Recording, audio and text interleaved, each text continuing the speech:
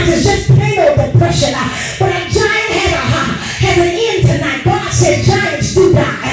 Can I get a holler in the house? Is there a holler in the house? I want you to understand.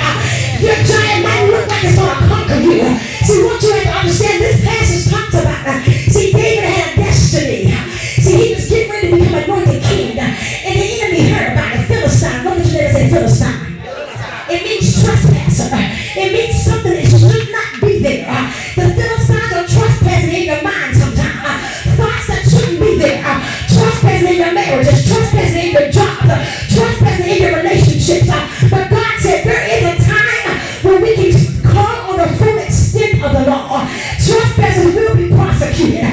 So these Philistines said, we're going to stop David before he takes his rightful place. I dare say you have a destiny on your life. The enemy's going to try to stop you before you get to the place God has destined you.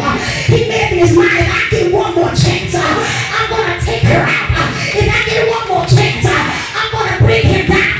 Let me get him to get one more smoke of the weed. How do you let him lay down one more time? AIDS will get him this time. So the enemy has set up to stop you right before you take the crown. Somebody holler in this house. But I want you to understand, even though David was a young boy, and he recognized that valley was a valley where there was a lot of death, a lot of destruction, he knew that he could go down into the stronghold called prayer, that he could get a word from the Lord. And he went down into the stronghold. The stronghold represents the place where they carry all the weapons, you know what I'm saying? And the Bible said the weapons of our warfare are not carnal as you suppose. I know you try to fight the battle with your mouth, baby, but your mouth ain't going to get it unless your mouth is going down in prayer. You might have your hand on the hip of your head rolling, but let me tell you something. If you don't know how to get in touch with God, the enemy's going to take you out. You better learn how to get on your knees in the stronghold of prayer. So David gets down in the stronghold of prayer. He said, Lord, what should I do? God said, go up. You ain't going to die in this place. So he went up and he conquered. The Bible said God broke through on his enemies like a water breaching a wall. If you see the dam coming over, just come and crush it.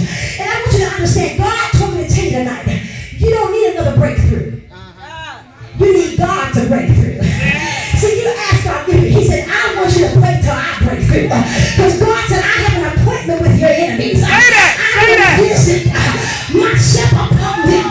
Ooh, somebody give God some praise. So I'm not saying give me a breakthrough. Because when a baby is born, the baby breaks through one time. And then it walks in its breakthrough.